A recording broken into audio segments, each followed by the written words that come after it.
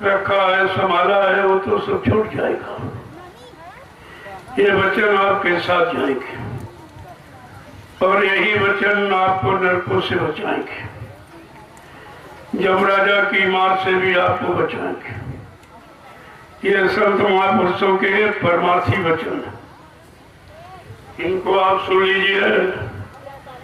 आगे का समय बहुत खराब है, इतना खराब कि जिसका वर्णन नहीं किया जा सकता।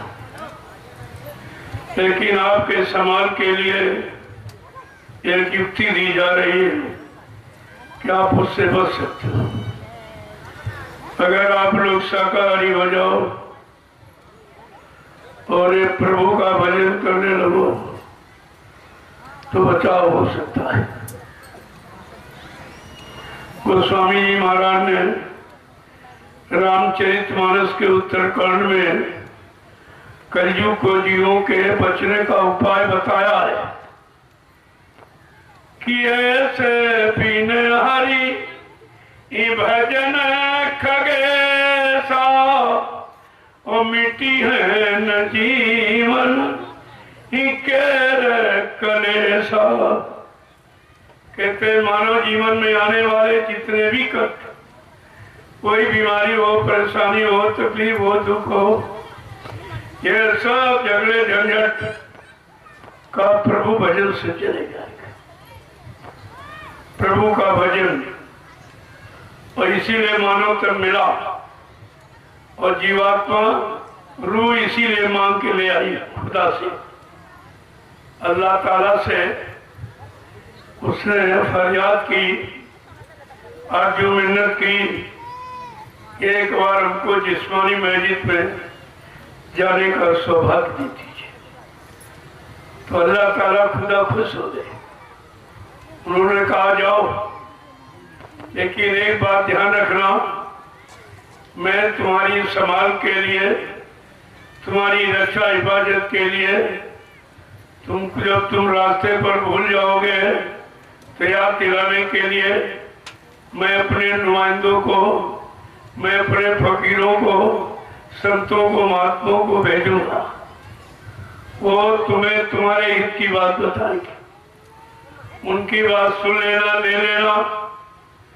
नहीं मानोगे तो क़यामत आ जाएगी।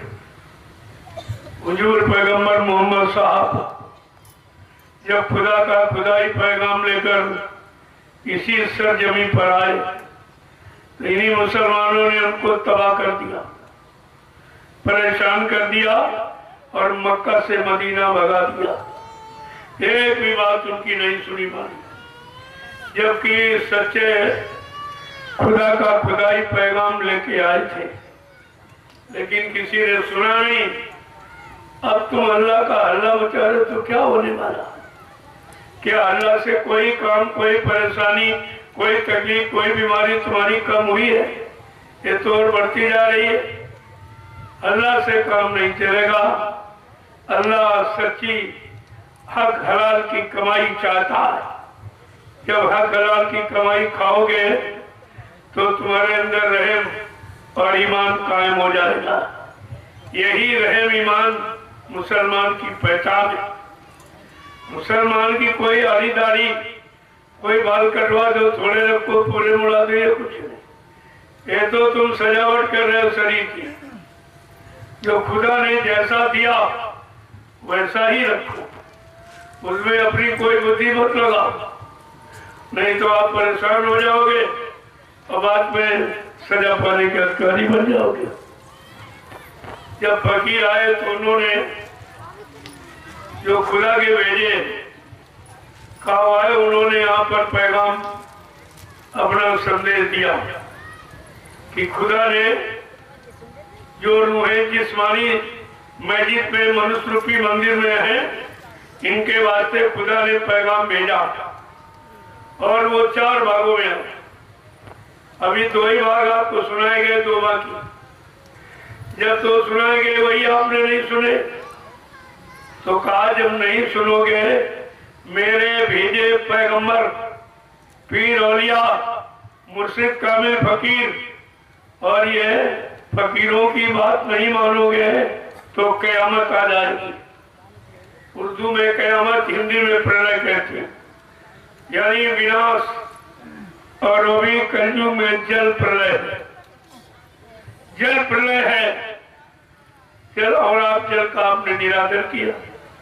एक बाल्टी की जरूरत 20 बाल्टी फैला देते। तो ये नहीं जानते हो जल देवता है, देवता का निरादर करोगे तो तुमको भारी सजा का भुगतान करना पड़ेगा। जो तुमने पानी बहाया, आज जल देवता नाराज हो गया तो सारी सृष्टि को बहा लिए जाना। आप देखिए उठाकर, पता चलेगा कि जो मांसाहारी मुल्क उनमें क्या हो रहा है, कितनी तबाही मची है। अपने आप को बचाना मुश्किल है। सब मकान शहर के शहर, गांव के गांव एकदम खाली पड़े, उन मकानों में कोई रहने वाला नहीं है। तो वही स्थिति आप अपनी पैदा करना चाहते हैं। लेकिन भारत भूमि पर, इस मजहबी मुल्क में फकीरों का, पीर पैगंबर औलिया मुर्शिद कामिल फकीर संत महापुरुषों का हमेशा आगमन रहा है। उन्होंने इस भूमि को पावन पवित्र किया, पाक साफ निर्मल किया, लेकिन आप उसे गंदा कर रहे हो। कितनी बार आपसे प्रार्थना की गई कि धरती माँ है, इसी पर हम आप पैदा हुए हो और पढ़ रहे हो और इसी पर जीवन निकालोगे और तुम्हारी सुख सुविधा ये पूरी व्यवस्था कर रही है, खाने की, पीने की, हर वस्तु की। तो धरती माँ पर कोई ऐसा अनैतिक कार्य मत करो। अगर ये धरती माँ नाराज हो गई और कहीं से लेकर करवट ले ली तो ये सब रसातल में चला जाएगा, तुम्हारे पास कुछ नहीं बचेगा। जो अहंकार गुमान घमंड कहते हो, मेरे पास मकान है, दुकान है, जमीन है, बाल बच्चे, ये तो एक झटके में साफ हो जाए। ये तो एक झटके का भी मसाला नहीं। आप किस गफलत पे बैठे हो? गुनाहों पर गुनाह, पाप पर पाप, हिंसा पर हिंसा, हत्या पर हत्या, यानी सब करते ही चले जा रहे हो। तुम्हें ये नहीं मालूम है ये धरती माँ है। इसी धरती माँ पर संत महात्मा फकीर पैदा हुए और तारी शक्तियां, जिनको भगवान का, खुदा घाट का, सदगुरु का, सब इसी भूमि पर आए हैं। तो कम से कम भूमि की तो रक्षा सम्मान करें आप।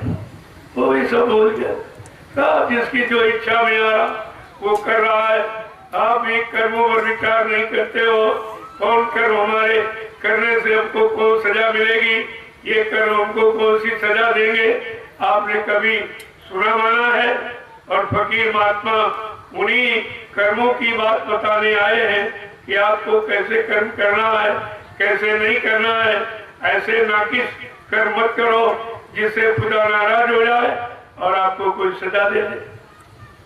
कल मैंने आपको बताया था, खुदा की नाराजगी हमारे गंदे कर्मों के कारण है। भाई किसी आदमी को बुलाओ 2-3 बार, अगर न बोले तो आप समझते हो ये नाराज है, फिर उसकी नाराजगी का आप पता लगाते हो। लेकिन 5-5 बार नवाज अदा करते हो, 5-5 बार खुदा को बुलाते हो। खुदा एक बार भी बोला कभी बोला तुम्हारे बुलाने से? तुम्हें सोचना चाहिए। आखिरकार मैं 5-5 बार नवाज अदा करता हूँ, खुदा को पुकार गुहार लगाता हूँ, खुदा क्यों नहीं बोल रहा है? क्या नाराज से गलती हो गई, क्या गुनाह हो गया, क्या पाप हो गया जो खुदा नाराज हो गया? कभी इस पर विचार किया? कुछ धीरे धीरे अल्लाह बचाने की आदत बना लिया। बोले चाहे कोई ना बोले, आए ना आए, दर्शन दीदार उसका हो ना हो, लेकिन अल्लाह बचाते रहते। तो इससे होने वाला क्या? अरे भाई जब कोई काम करते हो तो लाभ पाने के लिए करते हो। खेती करते हो, अनाज पैदा हो तभी करोगे, नहीं होगी मत नहीं करोगे। व्यापार करते हो, मुनाफा न हो तो आप व्यापार नहीं करोगे। नौकरी करते हो, तनख्वाह वेतन न मिले आप नौकरी नहीं करोगे। लेकिन जो पूजा और इबादत और भजन ये आप सब लोग कर रहे हो, मैं सबके लिए कह रहा हूँ, किसी एक के लिए नहीं। और किसी को कुछ नहीं मिला। कोई बता दे पंडा पुजारी जो मंदिर में रात दिन हल्ला मचा रहा लाउडस्पीकर लगा, क्या हुआ? भगवान मिला क्या? कोई देवी देवता मिले आज तक? मुल्ला मौलवी बता दे कि तुमको कोई अल्लाह, कोई खुदा मिला आज तक आपको? और मतलब यानी कोई ईसाई यानी पादरी कोई बता दे कि तुमको गॉड मिला? किस गॉड की प्रेयर करते हो, प्रार्थना करते हो, तुमको गॉड मिला आज तक? अरे इन पत्थर की इमारतों में न कभी आया है, न है, न कभी आएगा। ये तो यादगार स्थल, यहाँ बैठकर उनकी याद करते, वो भी पाक साफ होकर, गरीब गंदगी में नहीं। पाक साफ का मतलब कोई नहा के कोई अच्छे कपड़े पहन लिए, कोई चंदन टीका पाटा लगा दी, ये सफाई नहीं। ये तो बाहर की सजावट, ये सजावट और बनावट ये काम नहीं आएगी। तुमको इबादत, पूजा, भजन अंदर से, जो अंदर जीवात्मा बैठी है, खुदा की रूह बैठी है, उस रूह से इबादत करो, वो बोलेगा, क्योंकि रूह खुदा की। ये जिस्म नहीं उसका, जिस्म शरीर तो काल का, लेकिन ये रूह खुदा की है। और तुम खुदा की रूह से कभी इबादत करते नहीं हो, और काल के शरीर से और जवान से अल्लाह बचाते, इससे कुछ होने वाला। कितना समय गुजर गया, कितने पुरखे और पूर्वज सब अल्लाह बचा के चले गए। किसी ने ये लिख के नहीं दिया कि हमको अल्लाह मनाने से मिला, हमको अल्लाह बचाने से अल्लाह मिला था, भगवान मिला था, खुदा मिला था, गॉड मिला था, सच्चा सदगुरु मिला, देवी देवता मिले, ये कोई लिख के नहीं दिया। फिर आप किसकी बात मानते हो? आपकी धर्म को मानते हो? तुम्हारा कौन सा धर्म है? धर्म की परिभाषा नहीं जानते। धर्म धारित यानी जो धारण किया जाए, जो जीवन में उतारा जाए, अपने जीवन में पालन किया जाए, फिर उससे जो लाभ मिले उसको कहते हैं धर्म। कर्म किया जाता है और धर्म धारण किया जाता है, ये दोनों में अंतर। तुम किसी विद्वान से पूछो कि धर्म की परिभाषा क्या है, तो बेचारा जानता नहीं है। वो यही कहेगा पूजा करो, पाठ करो, तीर्थ करो, प्रवृत्त करो, यानी गंगा स्नान, ये आपको बताएगा। लेकिन ये नहीं जा रहा कि करो माने कर्म होता और धरो माने धर्म होता। जो धारण किया जाए वो धर्म। जब धारण करोगे, धर्म माने व्यवस्था। ये मोटी बात समझ में आई कि धर्म का अर्थ है व्यवस्था से। बुरे कर्मों से व्यवस्था बिगड़ती है, अच्छे कर्मों से व्यवस्था बढ़ती है, चाहे शरीर की हो, चाहे परिवार की हो, समाज देश की हो, जातियों, कोई व्यवस्था हो। बुरे कर्मों से बिगड़ेगी, अच्छे कर्मों से बढ़ेगी। तो आपको तो जब मालूम है कि कर्म प्रधान यहाँ जाति प्रधान नहीं है, इसीलिए भगवान ने यह शंका सत्य मिटाने के लिए रामचरितमानस में उन्होंने अपना बयान दिया। क्या लिखा उन्होंने कि कर्म प्रधान ने विश्व रची राखा, और जो जस करी ये सुतस फल चाखा। कहते मैंने कर्मों के आधार पर सारे विश्व की रचना की, जात के आधार पर नहीं, मजहब के आधार पर नहीं, यानी मत मतांतर फिरकों के आधार पर नहीं, मैंने कर्मों के आधार पर सारे विश्व की रचना की है। और फिर जो रचना की है, अब जैसे आप कर्म करोगे, वो कह रहा है मैं वैसे तुमको फल दूंगा।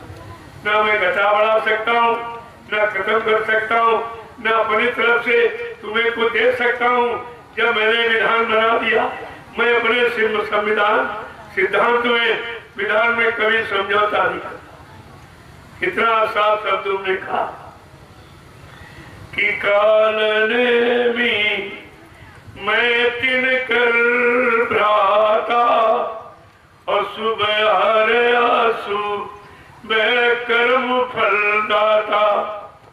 कहते मैं महाकाल के हुक्म से इस काल की नगरी में आया हूँ, काल की व्यवस्था को ठीक करने के लिए। बड़े साफ शब्दों में मैं उसकी व्यवस्था ठीक करने आया।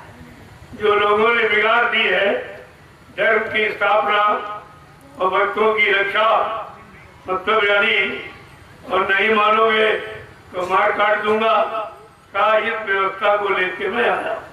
बड़े साफ शब्दों में उन्होंने कह दिया। लेकिन ये काल की व्यवस्था है। अब कलयुग में दयाल की व्यवस्था।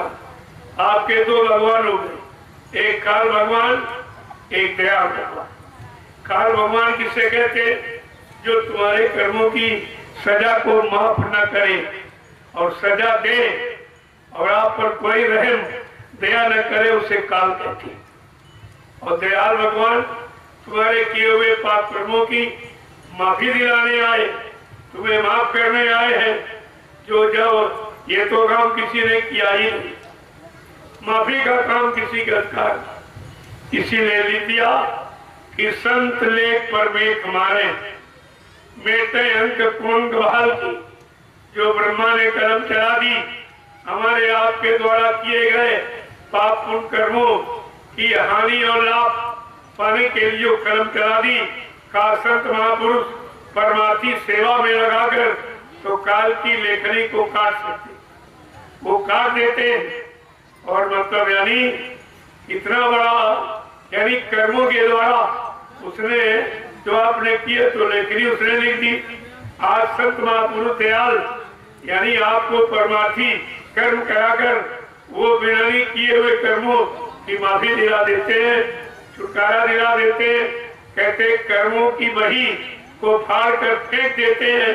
सदगुरु को इतना अधिकार सृष्टि में, और आपको तो अनामी महाप्रभु में सदगुरु तब तो आपको जानकारी दी गई, गुरु संत सदगुरु, इसके आगे तो जानकारी आपको दी नहीं। इसके आगे अनामी महाप्रभु का धाम, इसी को अनामी धाम कहते। कहा कि जब वो दया करके अनामी धाम से अनामी महाप्रभु जब कभी इच्छा करेंगे कि वो पर दया करने की, और जब आएंगे और प्रभु नाम को जब लेके आएंगे, प्रभु नाम का प्रचार कराएंगे, प्रभु नाम से जीवात्माओं को जगाएंगे, प्रभु नाम का बेड़ा भवसागर में लगाकर इन जीवात्माओं को प्रभु धाम पहुंचाएंगे, तब जीवात्माओं का आवागमन समाप्त हो जाएगा।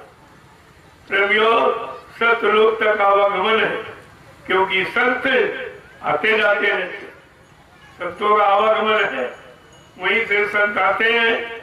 लेकिन अनामी महाप्रभु से अभी तक कोई अनामी धाम से तो आया नहीं, इसीलिए प्रभु नाम का प्रचार कभी किसी ने कराया नहीं।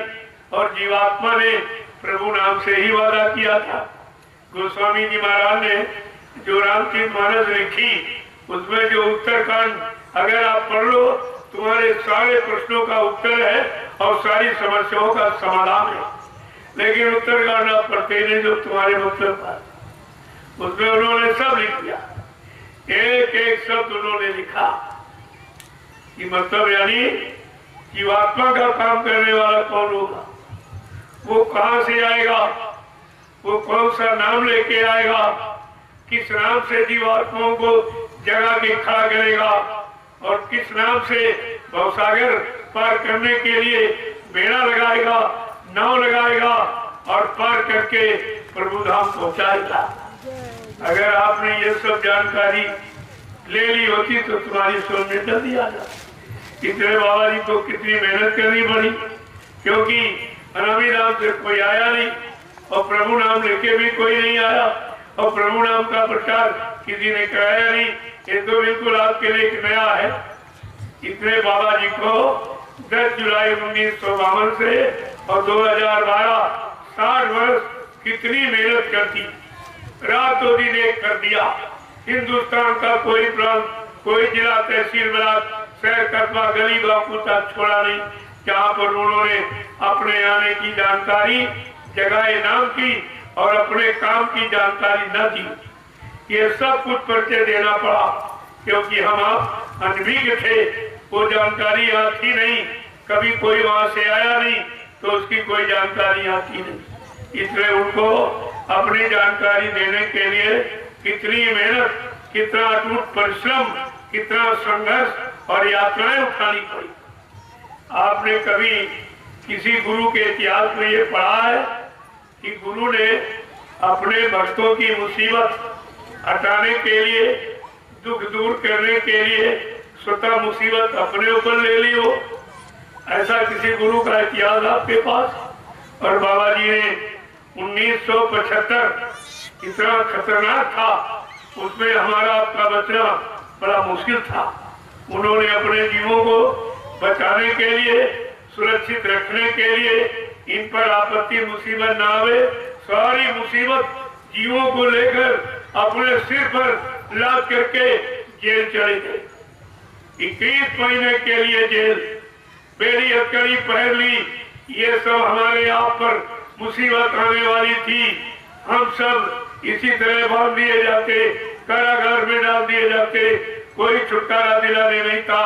ये तो बेड़ी हथकड़ी यहाँ पहनकर और जमराजा की बेड़ियों से हमारी आपकी सुरक्षा करती, लेकिन हम आप पहचान नहीं पाए, हम उनकी महिमा नहीं जान पाए जो हमारे लिए आया, हमारे लिए इतनी मुसीबत कष्ट उठाए, जेल में रहे, जैसे चोर डकैत रहता और बेड़ी हथकड़ी पहली जैसे चोर डकैत पहनता है। ये सब क्यों किया? कि जमराजा की बेड़ियों से छुटकारा। काल माया जो कर्मों की बेड़ी में बांधे है, उन बेड़ियों से हमें आपको छुटकारा मिल जाए तो सारा हमारा आपका दुख दर्द अपने सिर पे लाद करके और जेल में चले गए। क्या कोई गुनाह किया था? क्या कोई अपराध किया था बाबा जी ने? आज तक किसी ने अपराध नहीं बताया।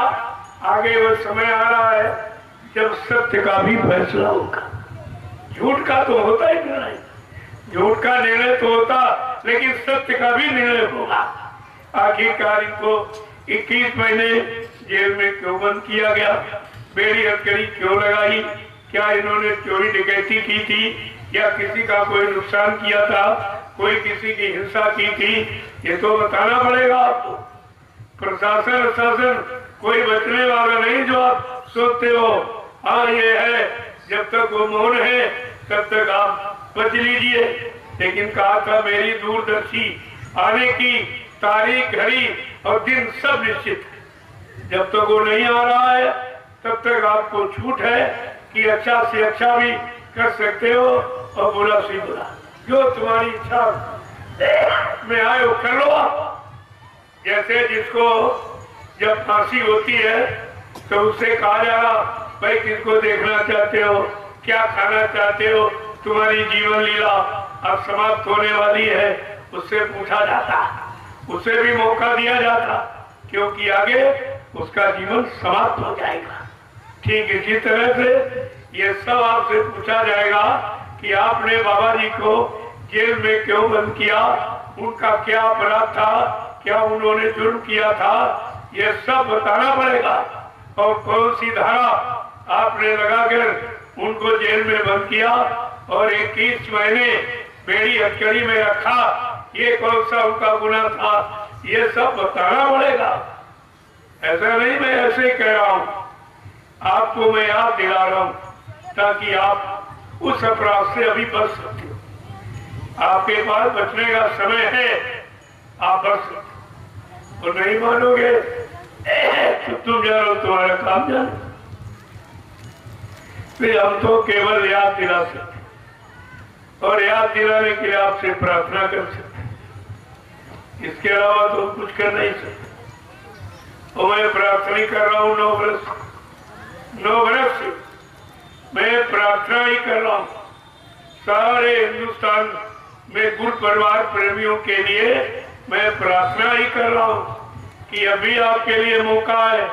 गुरु वचनों को भूल गए हो तो फिर से सुन लो, सही सच्चे रास्ते पर आके खड़े हो जाओ और जो नाम की कमाई का आदेश गुरु ने किया, आत्मा के घाट पर बैठकर दोनों आंखों के मध्य भाग में वो काम आप शुरू कर दो तो आप बच सकते हो। अभी बचने की गुंजाइश है, और नहीं तो तुम जानो तुम्हारा काम जानो। मैं आपको ये कहने नहीं दूंगा मुसलमानों की तरह कि हाय हुसैन हम न हुए। अब ये आपको कहने नहीं कि वो 60 साल उधर मथुरा में आपको बताया गया और 9 वर्ष से मैं आपको बता 69 वर्ष बताने समझाने में निकल गए। आप ये कैसे कह सकते हो कि हमको किसी ने बताया? और कोई नहीं, चाहे हिंदू मुसलमान सिख ईसाई ब्राह्मण क्षत्रिय वैश्य हरिजन छोटा बड़ा गरीब अमीर पढ़ा लिखा स्त्री पुरुष कोई सबको ये समान संदेश दिया। मैं जब से यहाँ आया हूँ तो आप बराबर देख रहे हो मेरे अंदर कोई किसी तरह का छलकपट है, कोई भेदभाव है जात पाति का, मजहब धर्म का, छोटे बड़े गरीब अमीर का, कोई छुआछूत का। अरे छुआछूत तुम जानते नहीं, छुआछूत तो सबसे बड़ी है। ये मांस कोई छूता, अगर मुर्दा घर में पड़ा हो अपना घर का, जब मुर्दा हो जाता शरीर आप शमशान भूमि कब्रिस्तान में ले जाते हो, फिर उसके बाद तुम क्यों नहाते हो? कहते मुर्दा को छुआ था। यानी सबसे बड़ी छुआछूत तो मुर्दे में है। जब घर का मुर्दा आप छूकर नहाते हो तो बाजार वाला मुर्दा लाते हो और रसोई घर में बैठ के बनाते हो, वही भगवान का भोग लगाते हो। ये तुम्हारी कौन सी बुद्धि, ये कौन सा ज्ञान, कौन सी तुम्हारी पूजा है और कौन सा तुम्हारा ये धर्म है? जरा इसको तो बता दीजिए। और मुर्दा कोई घर में नहीं, हिंदू भी नहीं लगता है, मुसलमान भी नहीं लगता।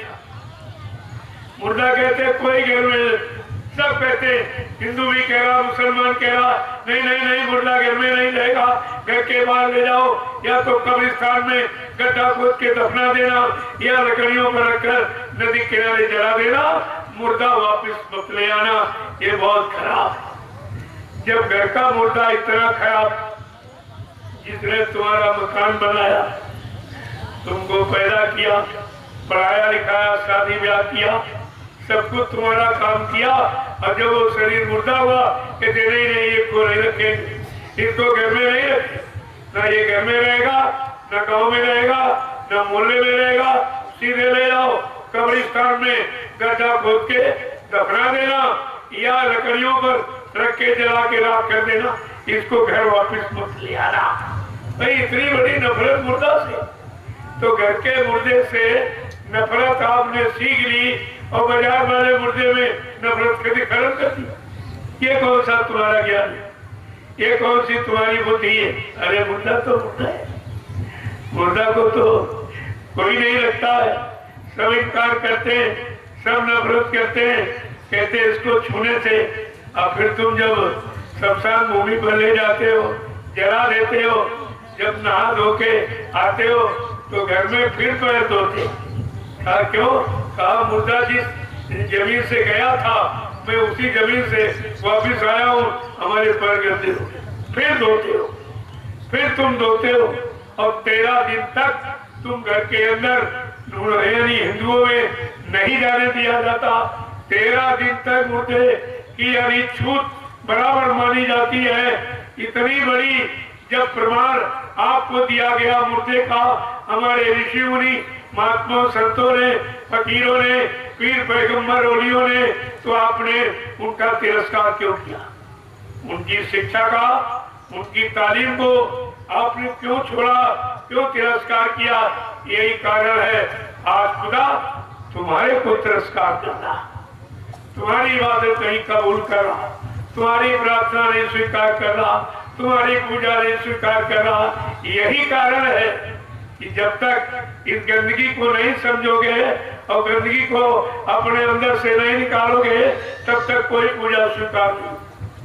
गंदगी में कोई पूजा स्वीकार होती ही नहीं। जब आप जाते हो, चाहे मंदिर जाओ, चाहे मस्जिद जाओ, गिरजा घर, गुरुद्वारे, धर्मस्थलों कहीं भी जाओ, तो नहा धो के जाते हो कि बाहर में तुम सफाई करके जाते हो। अंदर में जो तुमने खाया है, पशु पक्षियों का मुर्दा मांस, वो तो अंदर ही रखा भी है, गंदगी तो अंदर रखी है, और बाहर से स्नान कर भी लिया और पूजा तो तुम अंदर से ही करोगे, आवाज अंदर से निकलेगी, जो कुछ कहोगे प्रार्थना है, इबादत है, जो कि आरजू मिन्नत सब अंदर से निकलेगी। लिहाजा अंदर तो गंदगी है और गंदगी से जो भी चीज निकलेगी उसमें बदबू होती, खुशबू नहीं होती, बदबू होती। अब वो बदबू खुदा कैसे स्वीकार करेगा, कैसे परमात्मा स्वीकार करेगा? क्या तुमने अपनी बुद्धि से कभी बैठकर ऐसा सोचा है? अगर सोच लेते तो आज ये हालत नहीं, जो इस मजहबी मुल्क धार्मिक धरती की जो आज हालात है ये नहीं, ये बिल्कुल नहीं होती। क्योंकि आपके लिए जानकारी का बहुत प्रमाण है।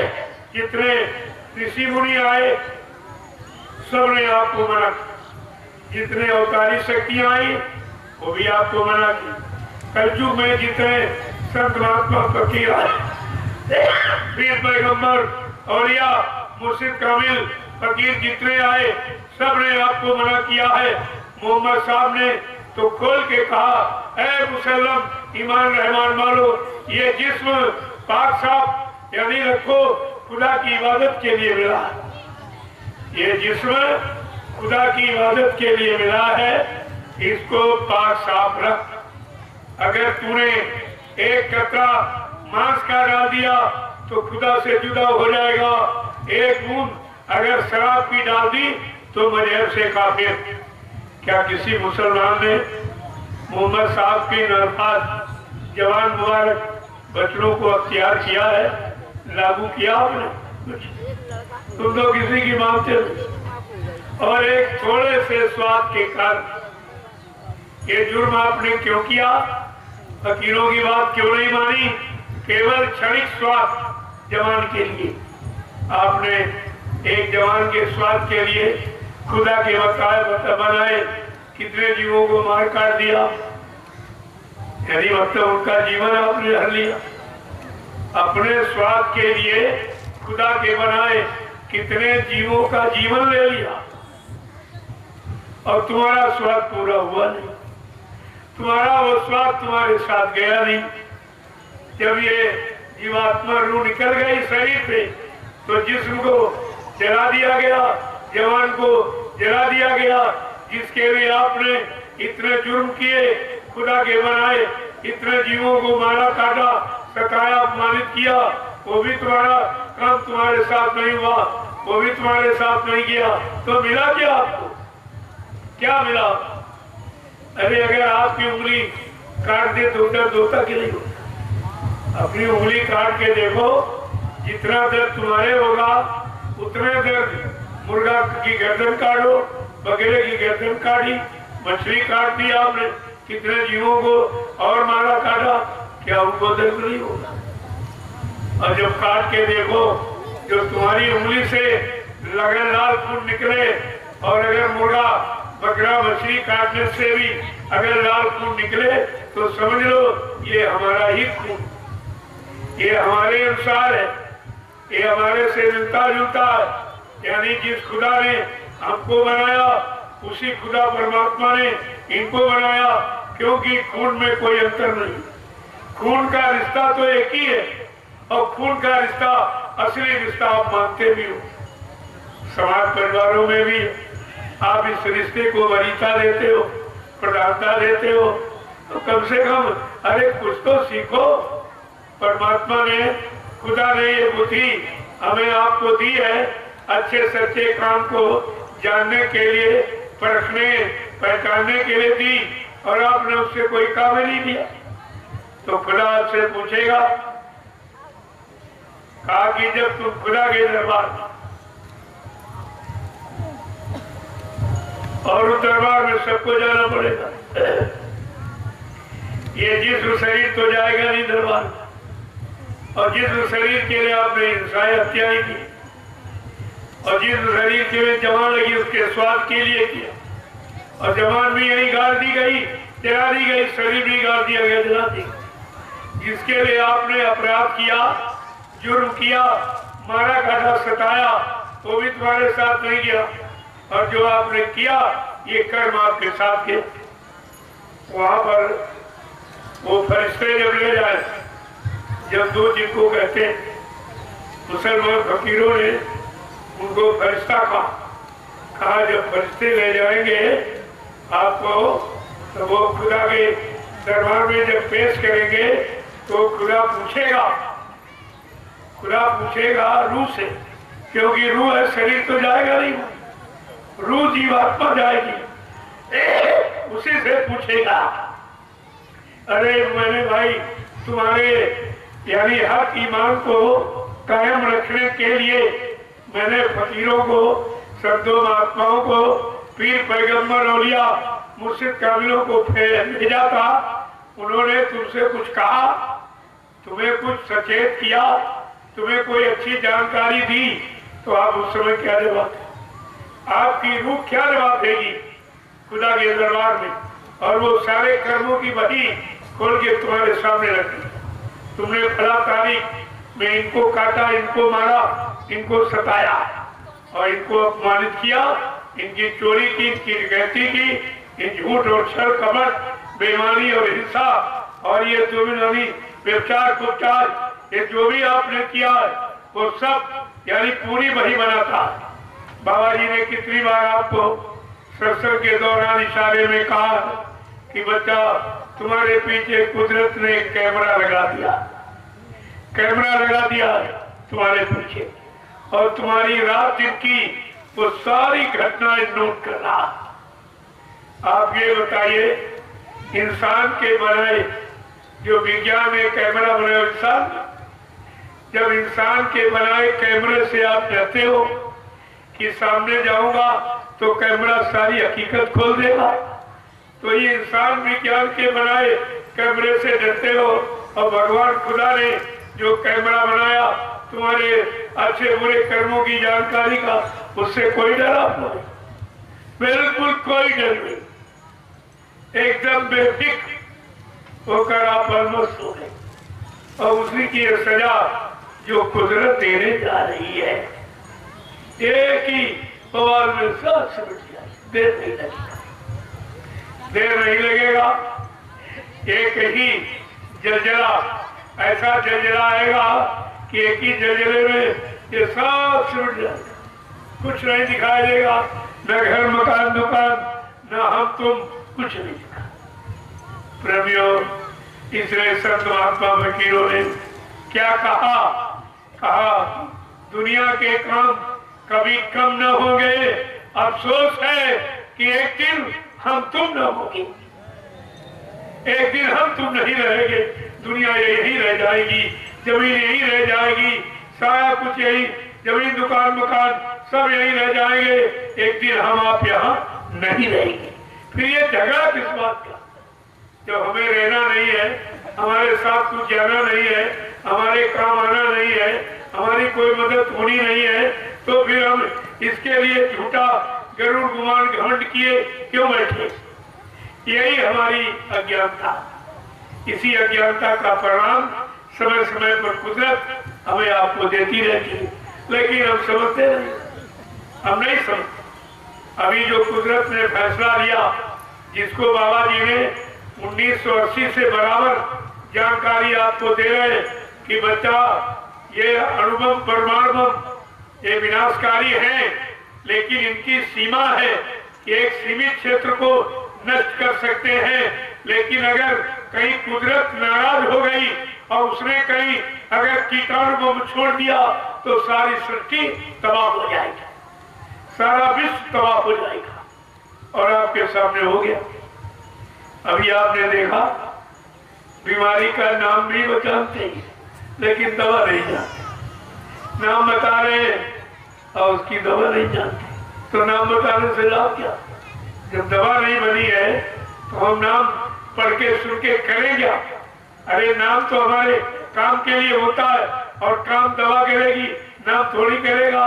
तो ये नाम बुला रहे कोरोना कोरोना, लेकिन ये नहीं बता रहे इसकी दवा क्या, ये सुधार क्या, इससे बचने की युक्ति क्या है। अरे उसका शाब्दिक अर्थ पहले समझो, करो ना, क्या क्या न करो।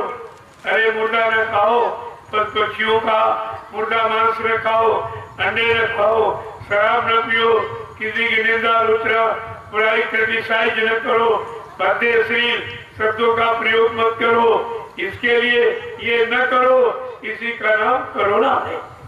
अगर ये नहीं करोगे तो बीमारी नहीं आएगी, अगर करोगे तो बीमारी आ जाएगी। और बाबा जी ने कितने पहले कहा था कि अगर आपने ये खाना पीना बंद न किया तो आगे ऐसा समय आ रहा कि शासन की तरफ से तुम्हारे मुंह पर पट्टी बांध दी जाए। और पट्टी बंधी ये मास क्या, ये मुंह पर पट्टी बंधी। अभी नहीं समझ पा रहे हो कि हाथ में पट्टी नहीं, पैर में पट्टी नहीं, आंख कान नाक पट्टी नहीं, ये मुंह पर पट्टी क्यों बांधी गई कि हम मुंह से अभी गंदा खान पान बंद कर दें और मुंह से ये गंदा कहना बोलना बंद कर दें, तो ये पट्टी की बात आपकी समझ में आ जाएगी। नहीं, पट्टी बनी है और काम सब हो रहे। तो मतलब क्या है इसका?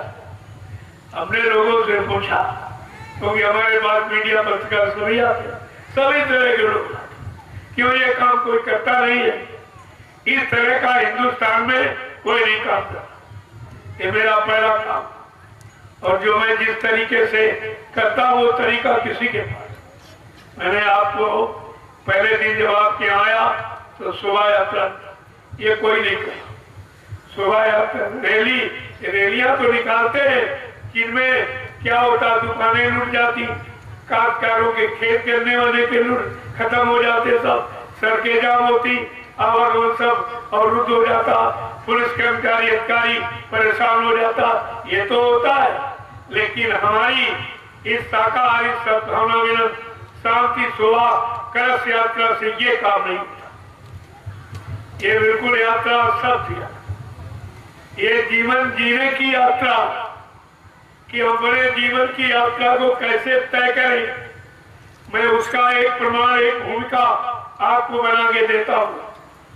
लेकिन अभी तक इसे बात किसी की समझ नहीं आई कि आखिरकार शाकाहारी सद्भावना मिलन शांति शोभा कलश यात्रा क्या है, इसका मतलब क्या है, ये क्यों निकाली जा रही, इसकी क्या जरूरत।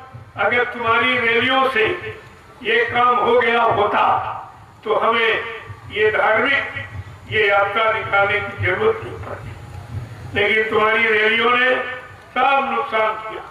कितने लोग दब गए, कुचल गए, मर गए, कितने तो ऐसे मर गए, और कितनों की दुकानें लूट गई, और कितने सड़कें यातायात जाम हो गए, उसमें तमाम तोड़ फोड़ किया गया तरह तरह से। तो इससे तो देश का, समाज का, सबका नुकसान हो गया। तो मैंने उस नुकसान को ध्यान में रखकर कि नुकसान न हो और उसी जगह और उसी से मिलता जुलता ऐसा एक काम करके दिखा दिया जाए, कम से कम इनको अकल तो आ जाए कि निकालने का मतलब क्या है। मैंने ठीक उसी तरह से शोभा यात्रा निकाली, और ये महिलाएं जो घर से कभी नहीं निकली, इनसे पूछे आप, ये 15-15, 20-20 किलोमीटर अपने सिर पर कलश रखकर और धर्म ज्योति जगा करके जो निकली है, इसका मतलब क्या है। जब महिलाएं अपने सिर पर कलश रखकर और धर्म ज्योति जगा के निकल पड़ेगी तो परिवर्तन अहंकार पड़ेगा। प्रेमियों, ये परिवर्तन की भूमिका है जो किसी की समझ में नहीं आ रही। पहले भी आपसे कहा था, ये परिवर्तन इन इंसानी बुद्धि के परे न इंसान समझ सकता, न कर सकता, न विश्वास कर सकता। ऐसा परिवर्तन यानी अचूक करके दिखा दूंगा कि हिंदुस्तान नहीं, सारा विश्व नतमस्तक हो जाएगा।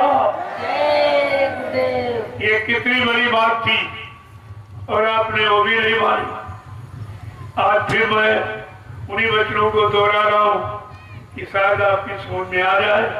तो कम से कम आप ये तो नहीं कहोगे भाई किसी ने बताया नहीं था, किसी को देश की चिंता नहीं थी, किसी को हमारी चिंता नहीं थी, हमारे लिए कोई नहीं आया, कोई नहीं निकला, किसी ने जबान नहीं खोली। आप ये नहीं कह सकते, ये नहीं कह सकते हो। हाँ, ये बात जरूर है, कोई कहने वाला नहीं, लेकिन मैं जब कहने को तैयार तो कोई सुनने वाला नहीं। कभी तो आप में भी है, वैसे तो कोई कहने वाला नहीं, तुम्हारी मुसीबत आपत्ति को कोई कहने वाला नहीं है। अब कहने के लिए जब कोई खड़ा किया तो आप उसका सहयोग, सुनते भी आप नहीं, आते भी नहीं हो, तो भी परिणाम क्या होगा? कहा सुनी माने नहीं, दे धक्के दो चार। इसीलिए कबीर साहब ने कह दिया, जो कहा सुनी ना माने मारो धक्का, चला जाए, कभी होश में आएगा तो खड़ा होगा। उन्होंने ये हमदर्दी नहीं जताई क्योंकि वो सत्यलोक से आए। ये हमदर्दी किसने जताई? जो अनामी धर्म से अनामी महाप्रभु आया, वो ये हमदर्दी जताई। नहीं नहीं, धक्का नहीं मारना है, इनको एक मौका देना, इनको खड़ा करना है, खड़ा करके इनको चलाना है, इनके मानव जीवन को सार्थक बनाना है, इनकी जीवात्मा का उद्धार कल्याण कराना है। अनामी महाप्रभु ने ये वादा किया। अब आपको सोचना चाहिए कि अनामी महाप्रभु हमारा है कि वो लोग जो कह गए वो तुम्हारे थे।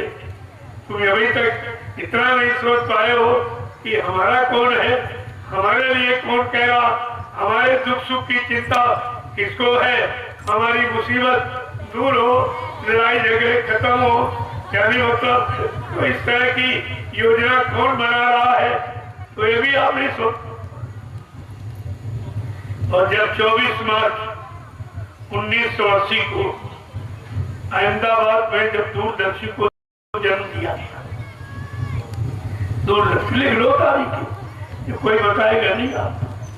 जब जन्म दिया गया और उसका एक राष्ट्रीय अधिवेशन हरियाणा प्रांत के करनाल जिले के कालिदास रंगशाला पार्क में 7, 8, 9 फरवरी को संपन्न किया और उसमें कहा गया कि मैंने दूरदर्शी को आशीर्वाद दे दिया, अब ये फले फूलेगी, तो ऐसा करना कि हिंदुस्तान के समस्त विभागों में जो कर्मचारी अधिकारी हैं उनके पास ये मेरा दूरदर्शी का महाप्रसाद पहुंचा देना।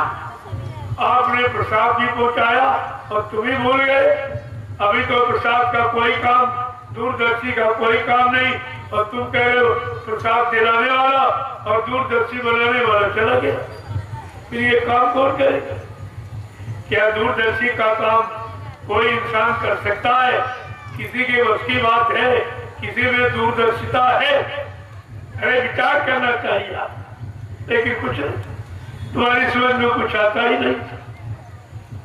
ये सब आपके लिए हुआ और ये कहा गया। वैसे आपने ये देखा होगा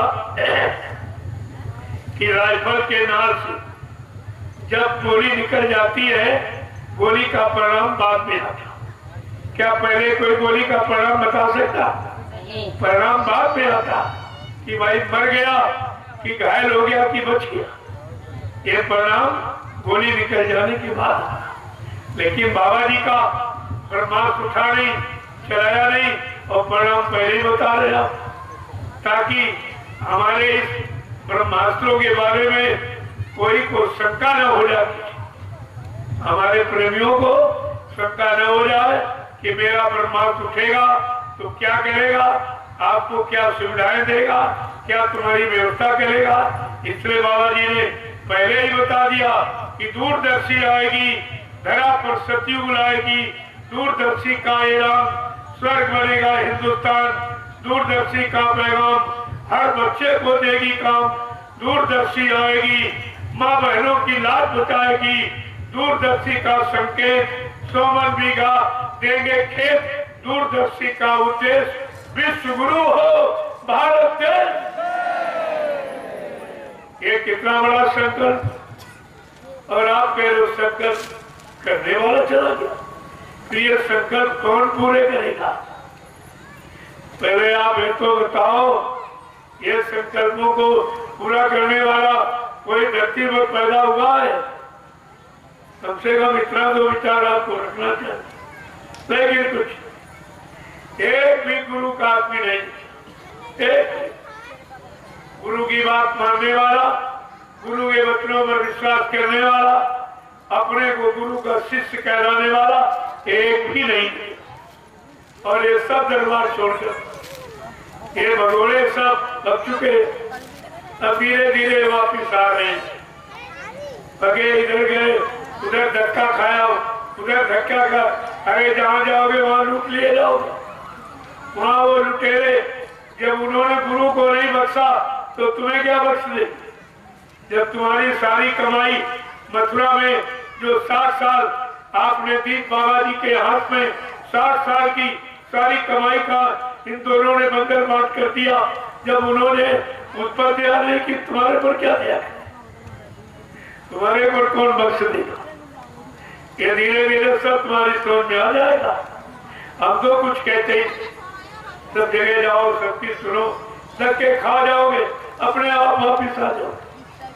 हमें बुलाने की जरूरत नहीं, न मैं बुलाता हूँ न भगाता हूँ।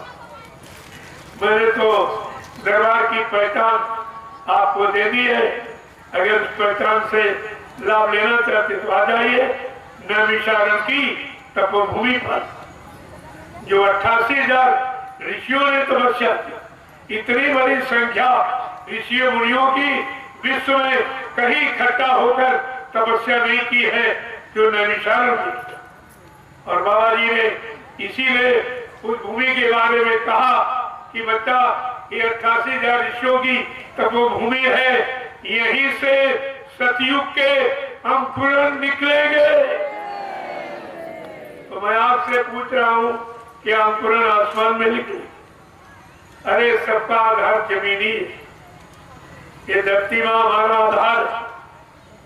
जब उसी आधार की बात कह दी गई और उसी का पालन किया जा रहा है और आपको बताया जा रहा है। जो भी आप, मैं तो कभी किसी से रुपया नहीं, मेरा कोई सेवा किसी तरह। अब ये कार्यक्रम हो रहा है तो इसमें भाई परमार्थी लाभ लेना चाहो तो खर्च करो। ये तो जो जीवों को जगाने वाला कार्यक्रम है तो जगाने में आपका सहयोग हो जाएगा। अगर आप कर देंगे अच्छी बात है। तुम्हें मालूम नहीं है कि बाबा जी ने क्या कहा था। अगर हमारे आध्यात्मिक सत्संग को सुनाकर अगर कहीं एक जीवात्मा को तुमने मोड़ दिया, सही सच्चे रास्ते पर लाके खड़ा कर दिया तो बच्चा तुमको 1 लाख यज्ञों के समान फल मिलेगा। ये कितना बड़ा लाभ आपने छोड़ दिया।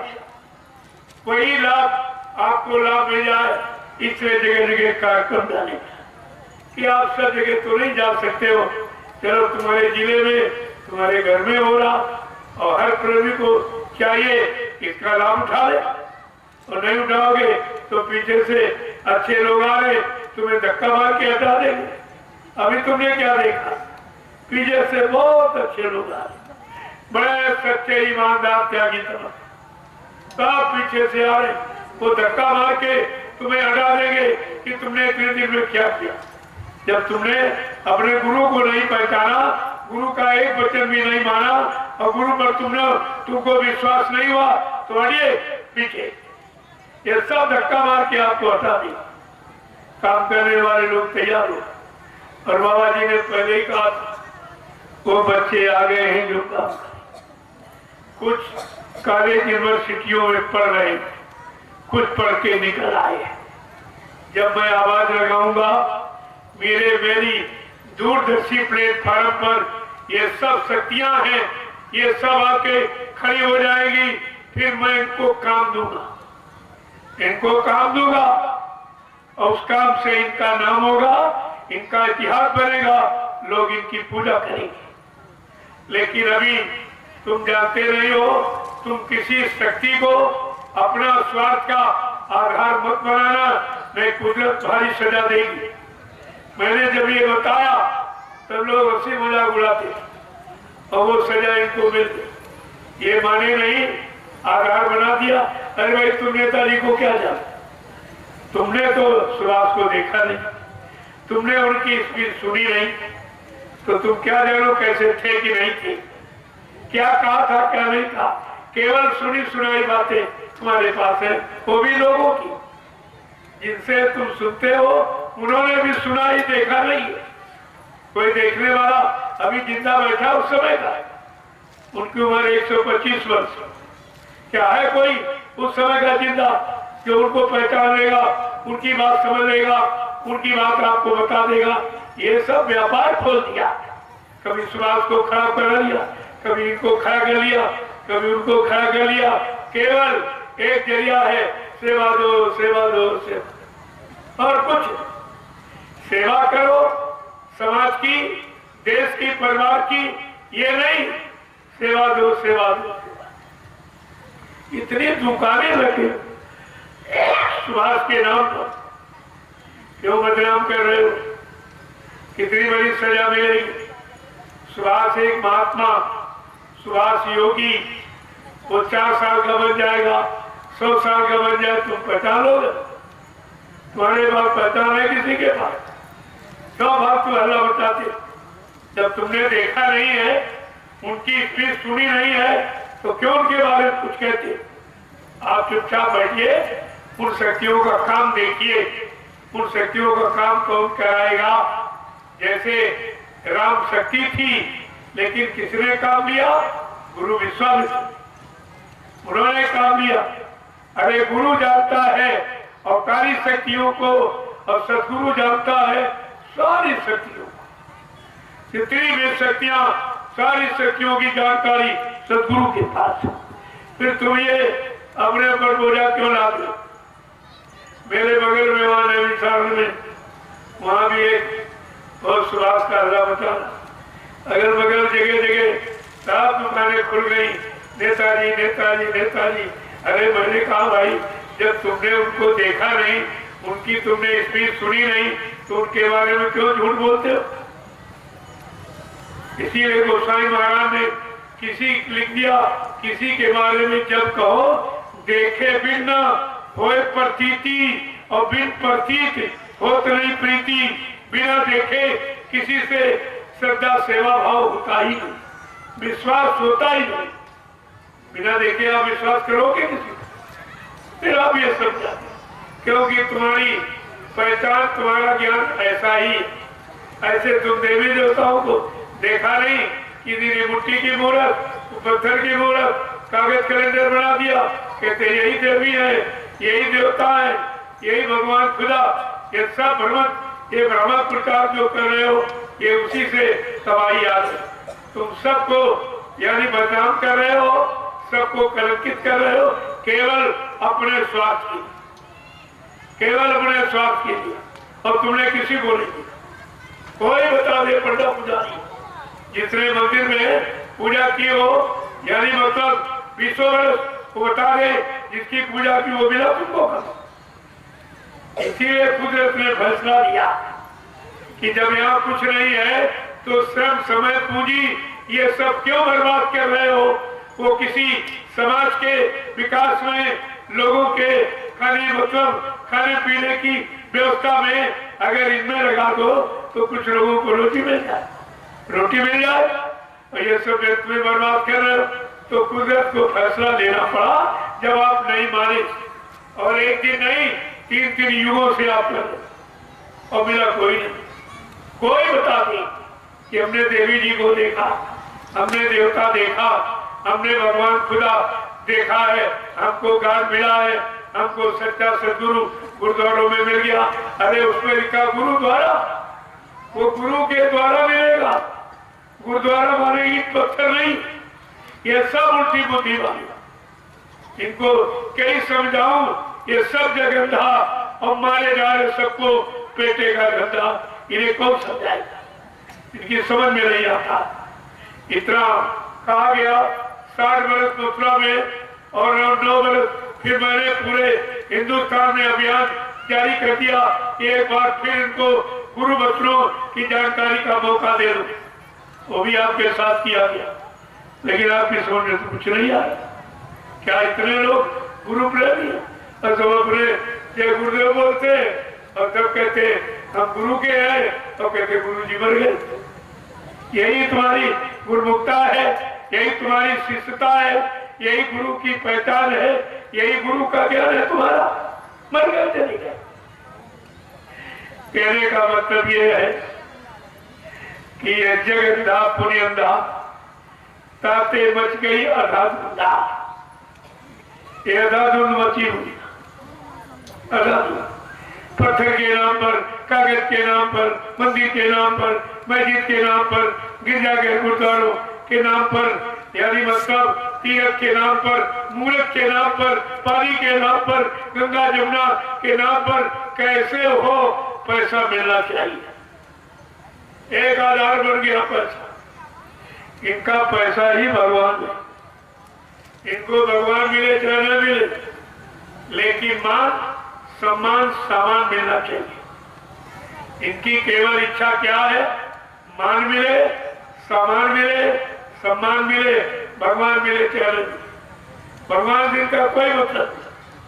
तभी तो आपको समझा के बताया गया कि शरीर इंद्रियों से जो भी आप अच्छा बुरा करोगे उसका फल शरीर इंद्रियों को, शरीर से करोगे शरीर को मिलेगा, आत्मा से करोगे आत्मा को मिलेगा। अब शरीर से आपने जो पूजा पाठ तीर्थ व्रत किया उसका लाभ क्या है? मान मिलेगा, सम्मान मिलेगा, सामान मिलेगा। अगर आत्मा से यानी मतलब भजन करोगे तो भगवान मिलेगा। ये भगवान मिलने वाला रास्ता, ये सामान सम्मान मिले, चाहे दोनों कर लो चाहे एक कर लो। आप यहाँ किसी का खंडन नहीं किया जाता, किसी की आलोचना नहीं की जाती, लेकिन सत्य कहने में हम कसर भी नहीं रखते, सत्य को नहीं छिपाते। क्यों? जो सत्य वचनों को छिपाएगा वो संत का द्रोही कहलाएगा, जो गुरु वचनों को छिपाएगा वो गुरु का द्रोही कहलाएगा। और जिससे धर्म की स्थापना होती है, संतों की भूमिका व्यवस्था को जो छिपाएगा वो धर्म का द्रोही कहलाएगा। आप तीन तीन द्रोह में फंसे हो, कैसे निकलो? संत द्रोह में तुम फंस गए, गुरु द्रोह में तुम फंसे हो, धर्म द्रोह में तुम फंसे हो। तुम तो तीन तीन द्रोह में फंसे हो, तुम्हें कौन निकालेगा? कभी आपने इस पर विचार किया है कि हम गुरु के द्रोही हो गए, हम गुरु की सच्चाई कह नहीं पाए? गुरु ने बताई थी, समझाई थी, करके दिखाई थी, और फिर भी हम सच्चाई नहीं कह पाए, हम इतना डर गए। अरे सत्य का डर कि झूठ का डर? झूठ से डरना कि सत्य से? इतना भी तो अभी तक आप निर्णय नहीं ले पाए, और कोई नहीं बोला। जब मैं हिंदुस्तान में निकला मुझे कोई नहीं मिला। जो 10,000 वक्ता बाबा जी ने उत्तर प्रदेश में दूरदर्शी को कहने वाले बताने के लिए जो नियुक्त किए थे, हमको तो एक भी वक्ता नहीं मिला। पता नहीं कहाँ चले गए सब, अध्यक्ष मंत्री सारी कहाँ घुस गए, कोई नहीं मिला। हमको तो कोई दिखाई नहीं पड़ा। गुरु को कहने वाला और गुरु की बात सुनाने वाला और गुरु पर रहने वाला कोई दिखाई नहीं दिया। सबके सब छिप गए, और हमको भी डराने लगे कि वो दो हैं, आप अकेले हो, आपके पास उनके पास संगत पूरी है, पैसा उनके पास, आश्रम उनके पास, 5 साल प्रशासन उनका है, आपके पास तो कुछ नहीं। उन्हें बात तो सही आप कहते हो, मेरे पास ना प्रशासन है, ना पैसा है, न सत्संगी है, मेरे पास गुरु है जो उनके पास नहीं है। क्योंकि उन्होंने कहा गुरु मर गया, और मैं कहता गुरु जीवित है। गुरु तो मेरे पास, उनके पास गुरु है नहीं, फिर वो कोई काम कर कैसे पाएंगे? और सत्य और झूठ का परिचय वो कैसे दे पाएंगे? सत्य और झूठ का परिचय कराने वाला गुरु होता। मैंने कहा मेरे पास गुरु है और उनके पास सामान। अब आप देख लीजिए विजय किसकी होती है? सत्य की विजय होती कि झूठ की विजय होती? सदगुरु की विजय होती है कि झूठ बोलने वालों की विजय होती? अरे ये सब आपको दिखा दूंगा, चिंता मत करिएगा। सत्संग सुनते रहिए, देखते रहिए, धीरे धीरे इसी सत्संग से परिवर्तन हो जाएगा। अच्छे लोग निकल आएंगे, अच्छे लोग निकल आएंगे। ये स्वार्थी लोग भी अच्छी बात है। अभी भी इसमें बहुत छटनी हो रही। अभी आप क्या समझते हो? बाबा जी ने पहले भी आपसे कहा था, मेरे आध्यात्मिक सत्संग को सुनने वालों की संख्या हिंदुस्तान में करोड़ों होगी, लेकिन लेने वाले कोई 1500। लेकर रखने वाले कोई 200-400 होंगे और रखकर लगातार चलकर अपनी मंजिल पर पहुंचने वाले कोई बिरले ही होंगे, कोई बिरले होंगे। प्रेमियों, उन्हीं बिरलों की लिस्ट बनाई जा रही है। ये कार्यक्रम क्या है? उन्हीं बिरलों की लिस्ट बनाई जा रही है। वो बिरले कौन है? जो गुरु के अलावा न किसी को जानते न मानते न पहचानते। जैसे जो पतिव्रता नारी है अपने पति की सेवा किसी को नहीं करती, किसी को नहीं जानती मानती। वैसे रिश्ता सबसे रखती, लेकिन जो रिश्ता पति से किसी से नहीं। इसीलिए दुनिया में जितने रिश्ते हैं, लेकिन जो रिश्ता हमारा सदगुरु से किसी से नहीं, वो रिश्ता किसी से नहीं होगा।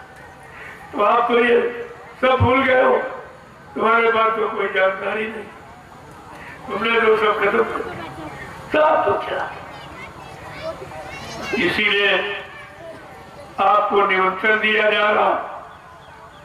जो आज मैंने ये काम किया है, क्या धरती पर और कोई कर रहा है? कोई मिशन लेने की आप, और इसी में से दो अलग खड़े हैं कि बता रहे बाबा जी मर गए, वो भी ये काम नहीं कर। क्यों? उनका तो गुरु ही मर गया, उनका तो गुरु मर ही गया, वो क्या करेंगे? वो गुरु मालिक क्या करेंगे? उन्होंने 13वीं यानी सब मना के खाली बाल मुड़वा लिए, उनका तो काम खत्म हो गया। अब वो गुरु मालिक कुछ नहीं करे। और तुमको गुरु ज्ञान चाहिए, तुम्हें गुरु भक्ति चाहिए, तुम्हें गुरुमुक्ता चाहिए, तुम्हारा काम गुरु से होगा। अब वो तो जब 13वीं यानी खाली और बाल मुड़वा लिए यानी गुरु को खत्म कर दिया, समाप्त कर दिया, तो आपका काम उनसे होने वाला नहीं, उनसे आपका कोई काम नहीं। क्योंकि जब वही गुरु से अलग हो गए तो तुम्हें गुरु से कहां जोड़ेंगे? जब उन्होंने गुरु पर से विश्वास हटा लिया तो तुम्हारा गुरु से विश्वास कैसे पैदा कर दी? जब गुरु भक्ति उनकी खत्म हो गई तो तुम्हें गुरु भक्ति क्या सिखाएगा? विचार कीजिए। अभी तो मैं केवल इशारा मात्र कहता हूं, विचार कीजिए आप कितनी बड़ी अव्यवस्था होगी। इसीलिए तो महापुरुषों ने समझा के कहा है, ये सत्संग है, ये गुरु गंगा, नहाना हो तो चले आओ। ये सत्संग है, गुरु गंगा, नहाना हो तो चले आओ। एक बार मेरा फिर निमंत्रण है। ये सत्संग है, ये गुरु गंगा, नहाना हो तो चले आओ। ये सत्संग है, गुरु गंगा, नहाना हो तो चले आओ। गंदगी पाप कर्मों की धुलाना हो तो चले आओ। गंदगी पाप कर्मों की धुलाना हो तो चले आओ। सतगुरु ने दिया अवसर, इस समय से जाग इस सब जाओ। है सतगुरु ने दिया अवसर, समय से जाग सब जाओ। है सतगुरु ने दिया अवसर, इस समय से जाग इस सब जाओ। है सतगुरु ने दिया अवसर, समय से जाग सब जाओ। पड़ेगी मार कुदरत की, जो बचना हो तो चले आओ। पड़ेगी मार कुदरत की, जो बचना हो तो चले आओ। ये सत्संग है,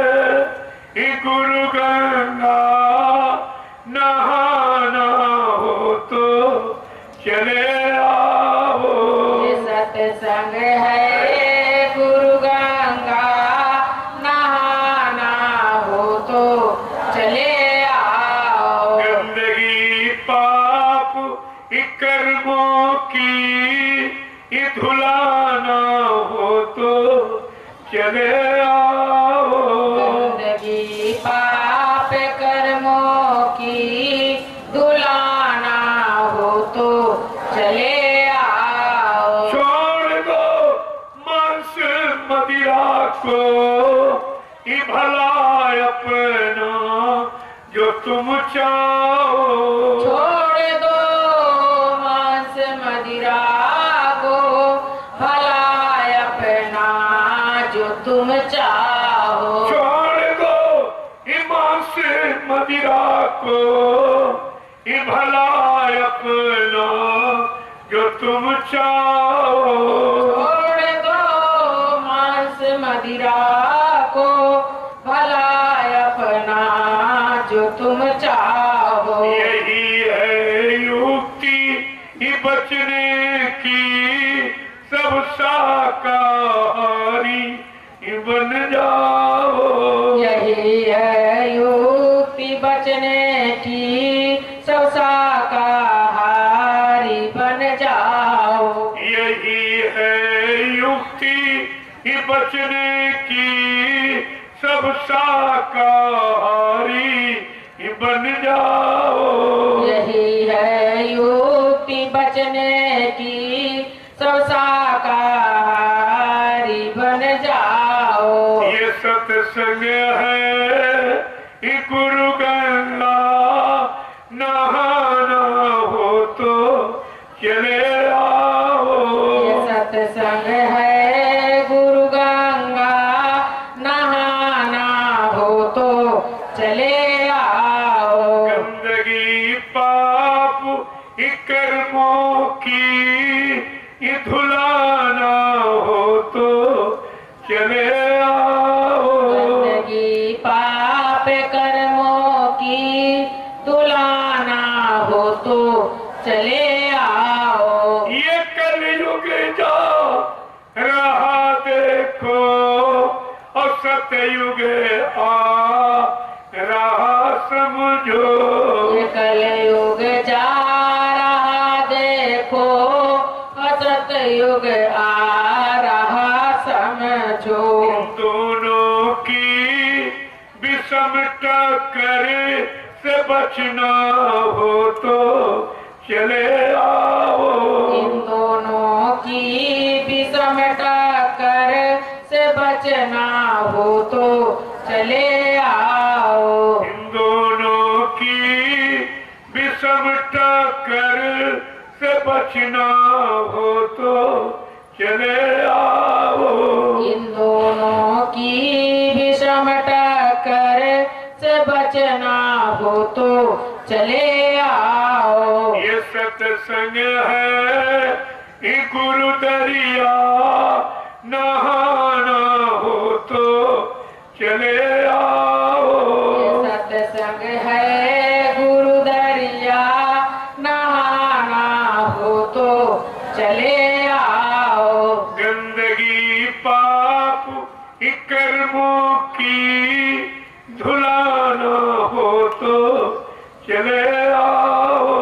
गंदगी पाप कर्मों की धुलाना हो तो चले आओ। आपके पाप कर्म धोने की कहीं दिखाने नहीं लगती।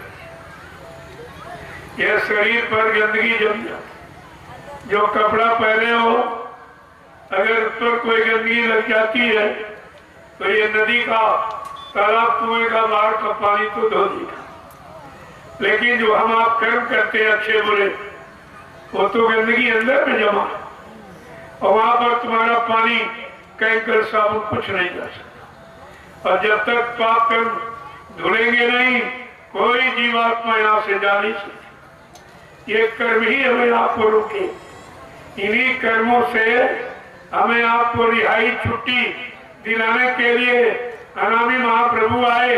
कहा तुम्हें कर्मों के जाल से निकाल कर इस जीवात्मा को घर पहुंचा दूंगा।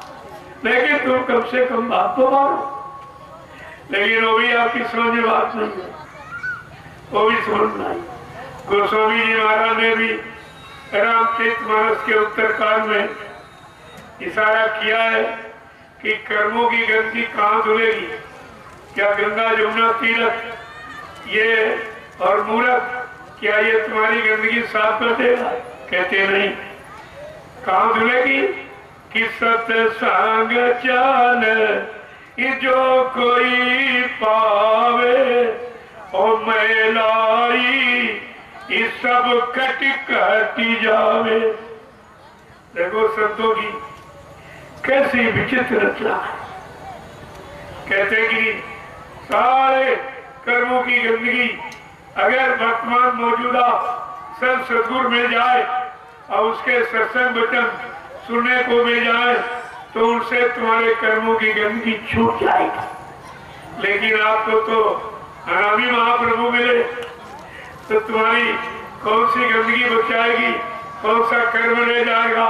कौन सी जीवात्मा छूट जाएगी? अरे इस पर तो आपको विचार करना चाहिए। लेकिन कुछ नहीं। जब गुरु नानक देव जी महाराज के जब वो चलने लगे तो उनके जितने शिष्य थे सबको उन्होंने भेज दिया, क्योंकि अपना पीछे से जाते। एक जीव यहाँ धोखे से छूट गया और संसारियों में चला। गुरु नानक देव जी महाराज पहुंचे सतलोक सचखंड, तो जब गिनती की काउंटिंग की तो एक जीव कम था। अब देखिए कितनी लगन अपने गुरु से, कितना प्रेम अपने गुरु से, कितना विश्वास नामदान की युक्ति पर कि उस शिष्य के लिए दोबारा फिर आना पड़ा। फिर दोबारा आए अपने शिष्य को लेने और उससे कहा चलो। वो कह रहा अब तो हम ये हमारे सब सहयोगी हो गए, आप इनको भी ले चलो तो मैं चलूंगा। तब क्या लिखा? नानक चाहे मूठा दीना और सब जीवों को करो निवेड़ो। सबका उद्धार करो। एक जीव के नाते, एक अपने जीव के नाते कितने और जीव चले गए। ये है संतों की महिमा। और आप महिमा को जानते नहीं, आप उनकी महिमा से वाकिफ नहीं हो। आपको मिले लेकिन आपने पहचाना नहीं। कोई काम अपना आप बना नहीं पाए तो तुमने तो नुकसान ही नुकसान सब किया। देखो कितनी बड़ी महिमा है। तो कहा अगर किसी को वर्तमान मौजूदा संत सदगुरु के वचन मिल जाए और उन वचनों पर अगर तुम चल पड़ो तो कर्मों अनंत जन्मों की कर्मी गंदगी का खत्म हो। वो अपनी दया दृष्टि डालकर तुम्हारे अंत जन्मों के पापों को खत्म कर। केवल उनकी दृष्टि में यह ताकत है। उनमें कितनी ताकत है, कितनी शक्ति हो तो आपको मालूम नहीं, लेकिन दृष्टि में। इसीलिए साधक हमेशा दया की दृष्टि चाहता है और कुछ नहीं मानता है कि अपनी दया की दृष्टि, दया की दृष्टि डाल दीजिए। अन्य जन्मों के पापों से हम खाली हो जाए, गंदगी हट जाए, आपकी पहचान हो जाए, आपको पहचानने लगे, आपको समझने लगे, आपको मानने लगे और अपना काम बनाने लगे। ये आपके अंदर होना चाहिए, लेकिन ये तो कोई नहीं करा। इसीलिए तो कहा है कि सत्संग सार है ये जीवन का। सत्संग सार है जीवन का। ये जीव बिचारा क्या जाने, यह जीव बिचारा क्या जाने। जो फंसे काल के चक्कर में, जो फंसे काल के चक्कर में। ये सत्संग में आना क्या जाने। सत्संग में आना क्या जाने। अब ये प्रेमियों पहचान है काल के चक्र में पड़ा फंसा जीव सत्संग में नहीं आ सकता, वो नहीं आए। खास करके इस सत्संग में तो बिल्कुल नहीं आएगा। क्यों कि वो सोच रहा उनका सत्संग, उनका सत्संग, उनका सत्संग, ये नहीं समझ पा रहा सत्संग गुरु का। अरे किसी प्रेमी के मुख से हो सत्संग तो गुरु का होता, सत्संग किसी का नहीं हो सकता। न कोई सत्संग दे सकता, न सत्संग का कोई लाभ दे सकता। तो कम से कम इसीलिए महापुरुषों ने कहा कि सत्संग सारे है ये जीवन का, सत्संग सारे है जीवन का।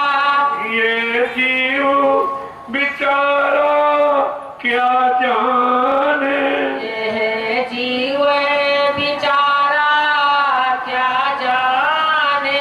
जो फंसे काल के चक्कर में, जो फंसे काल के चक्कर में। सत्संग में आना क्या जाने, सत्संग में आना क्या जाने। जिन सतगुरु दर्श नहीं पाया, जिन सतगुरु तरस नहीं पाया। वो पाप मिटाना क्या जाने, वो पापे मिटाना क्या जाने। सतगुरुआ देश नहीं माना, सतगुरु आदेश नहीं माना। वो पुण्य कमाना क्या जाने, वो पुण्य कमाना क्या जाने।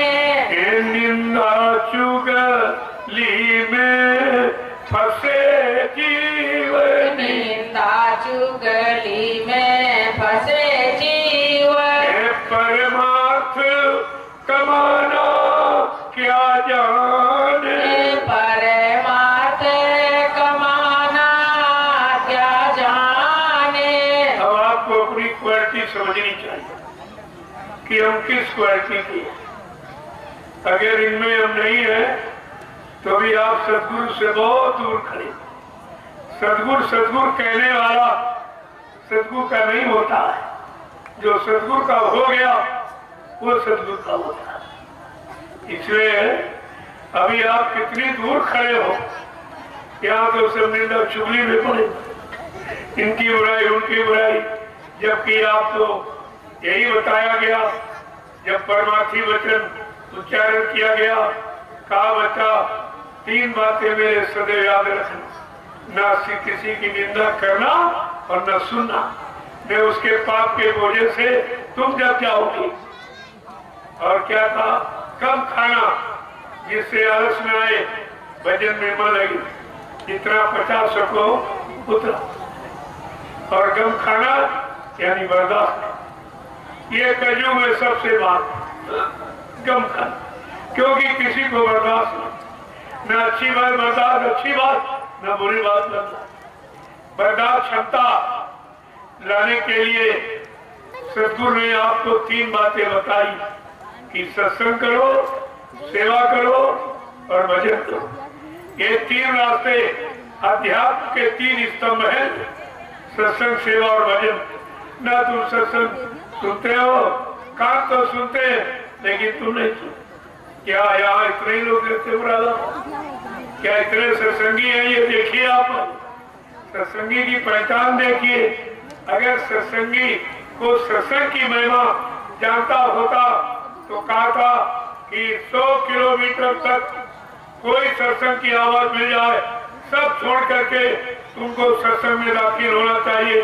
पता नहीं कौन सा वचन तुम्हारा काम करते, तुम्हारा कल्याण करते, तुम्हारे मन में वैराग पैदा करते, भोगों से हटा दे, नाम योग में लगा दे। कहा पता नहीं कौन सा होता। और यहाँ तो 10-10 किलोमीटर पर कोई नहीं आया, कोई नहीं आया। क्या ये भविष्य में कभी ये कह सकते कि हम गुरुमुखी हैं? हम गुरु भक्त हैं। जब गुरु वचनों से इतनी दूर खड़े हो, गुरु की पहचान वचन, गुरु की पहचान दाढ़ीवाल नहीं, लाल सफेद कपड़ा नहीं है, गुरु की पहचान है उसके वचन। जब वचन सुनोगे तो बच जाओगे काल की मार से। यही है गुरु का बचाव। और जब तुम वचन नहीं सुनते हो तो बचोगे। घर बैठे गुरु गुरु कहते हो तो इससे क्या होगा? गुरु को ऊपर ऊपर गाता, अंतर में क्यों नहीं लाता?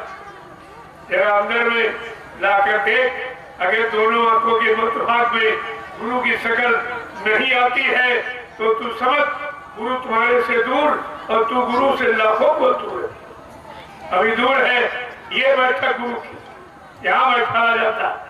इसीलिए कहा ध्यान मूलम गुरु मूर्तिम, पूजा मूलम गुरु पदम, मंत्र मूलम गुरु वाक्यम, मोक्ष मूलम गुरु कृपा। गुरु की कृपा पर मोक्ष निकला, क्रिया पर नहीं, कृपा पर। कलयुग में कृपा साध्य है, क्रिया साध्य है। क्रिया तो सभी संतों ने बताई ताकि गंदी क्रियाओं से, भोगों की क्रियाओं से आप थोड़ा हटो और नाम योग की क्रिया में लगो। इसलिए आपको सिखाया जाता है, लेकिन वो दया ही काम है। बगैर दया की कोई जीव नहीं, हटे नहीं सकता, निकलना मुश्किल। कितने को जगाया गया और जगह फिर सो गए, फिर इधर उधर, फिर वही अदरक भड़क, इधर जाना उधर जाना, समय खराब कर। अरे वचन तो वचन है। इसकी हीरा की दुकान कोई 10-20-50 नहीं होती शायद, कोई एक आपकी नीचे। और गाजर मूली की दुकानें बहुत होती, चले जाओ वो चिल्ला चिल्ला बेचता, लेकिन हीरा जवाहरात चुपके से बिकता है। खरीदने वाला चोरी से खरीदता है, बेचने वाला भी चोरी में बिकता, क्योंकि इसका मूल्य कोई नहीं, ये अमूलक है। इसलिए ये धन अमूलक है, ये वचन अमूलक। एक गुरु के अनमोल वचन जिनकी कोई कीमत नहीं। लेकिन क्या समझ में आया? कुछ भी समझ में नहीं। जब मैं पहले आया था तभी देखता था बहुत लोग कम है, और आज आया तभी संख्या वही नहीं। इतने दिन क्या करते हैं? कहाँ सत्संग सुना, कहाँ सेवा की, कहाँ आपने भजन किया, कहाँ गुरु को के बातों को आपने समझा? तुमने कुछ नहीं किया। जब मैं पहले आया था और हमको वहीं पर फिर आप मिल गए, वहीं मिले, जरा सा भी इधर उधर नहीं खिसकता। ये तुम्हारा क्या है? कौन सी करनी कर रहे हो, जाने वाली कर रहे हो, यही बार बार जन्म लेने वाली, मरने वाली, पैदा होने वाली करनी कर रहे हो कि अपने घर जाने वाली करनी कर? अभी तुम लोग करने का वसो आवाज सुनो। इसीलिए और शिकायत करते, जब यहाँ लाइन में मिलते कहते हमारा भजन नहीं बनता, हमारा सुमरन नहीं बनता, हमारा ध्यान नहीं बनता। तुमने कहा सुमरन क्यों नहीं बनता? कभी विचार किया है? महापुरुषों ने क्या कहा? क्या कहा है? कितना समझा के कहा? एक एक बात को क्या कहते समझा के? न मन मरा न इंद्री भोग तजा, मन मरा न इंद्री भोग तजा, वो सुमिरन करना क्या जाने। जब तक तुम्हारे अंदर ये रहेगा, मन भोगों से हटेगा नहीं, भोगों की तरफ से मुड़ेगा नहीं, तब तक आप सुमिरन कर ही नहीं सकते। कर एक ही मन एक ही है, चाहे इधर लगा लो या उधर लगा लो, कोई 10-20 मन नहीं है। जब उद्धव जी संदेशा लेकर गोपिकाओं को सुनाने गए, बड़ा अहंकार था उनको अपने ज्ञान पर कि अभी हम सुना के कृष्ण की भक्ति से गोपिकाओं को अलग कर दूंगा, गोपिकाएं भूल जाएंगी, कभी कृष्ण का नाम भी नहीं लेंगे। ये भाव रख करके गए। जब सुनाने लगे तो गोपिकाओं ने कहा उद्धव मन ना ही 10-20, एक हतो वो गए श्याम से। एक था वो तो श्याम के संग चला गया।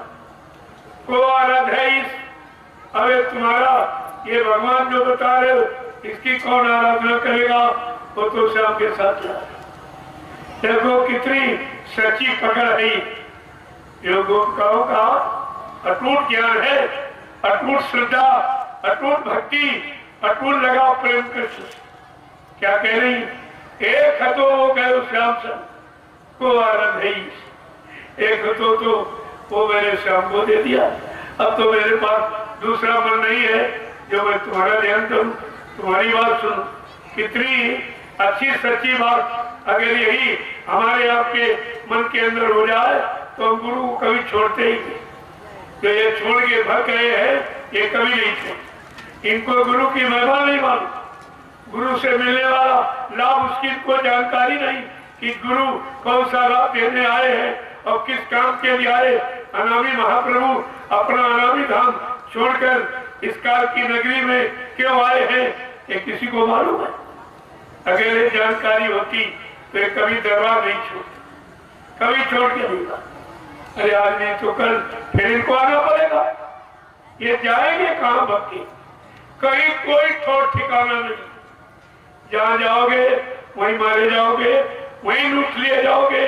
तुम्हारा हमदर्द या कोई नहीं, और हमदर्द था उसको आपने पहचाना नहीं। यही तो लोगों की अज्ञानता नहीं कि मन मरा न इंद्री भोग तजा, मन मरा न इंद्री भोग तजा। वो सुमिरन करना क्या जाने, वह सुमिरन करना क्या जाने। जिन सतगुरु रूप बसा ना सके, जो सतगुर रूप बसा ना सके। ये कितनी बड़ी पकड़ है। जिन्होंने दोनों आंखों के मध्य भाग में गुरु को नहीं बैठा पाया वो बेचारे ध्यान क्या लगा सकते?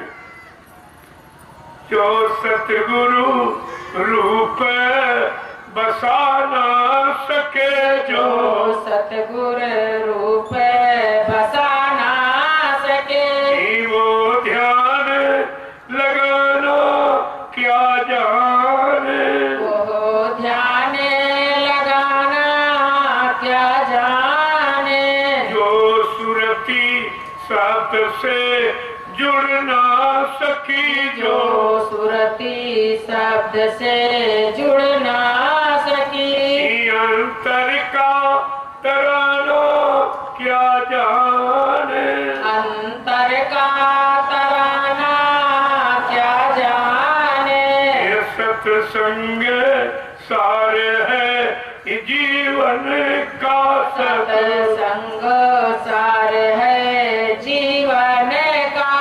ये जीव बेचारा क्या जाने, यह जीव बिचारा क्या जाने।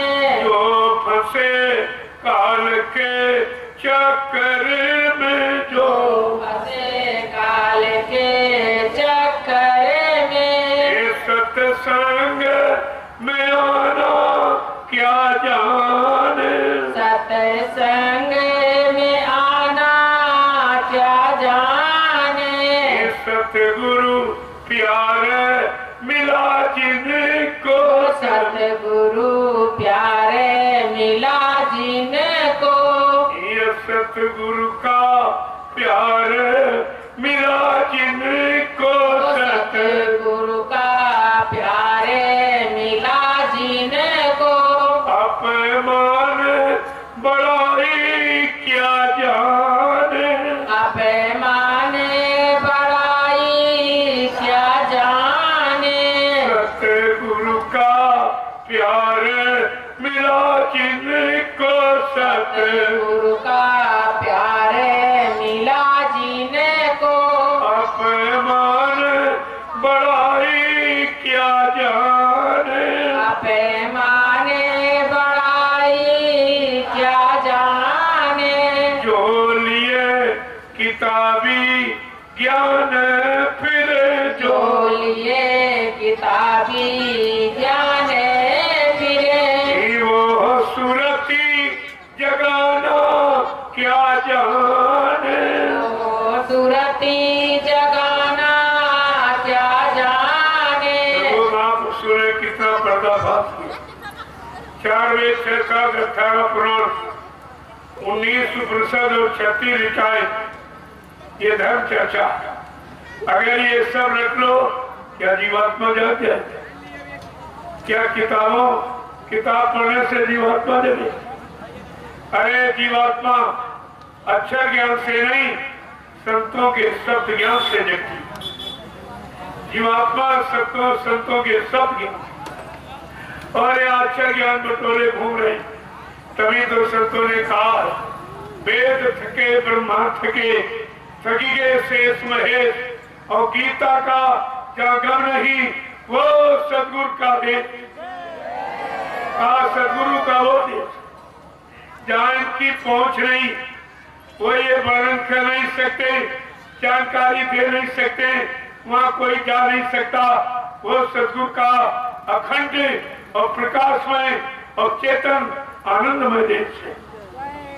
कितनी बड़ी चीज आपको मिली, कितने बड़े धाम जाने, लेकिन आप लोग तो उन्हीं को भुला दिया जिनके सहारे जाना था।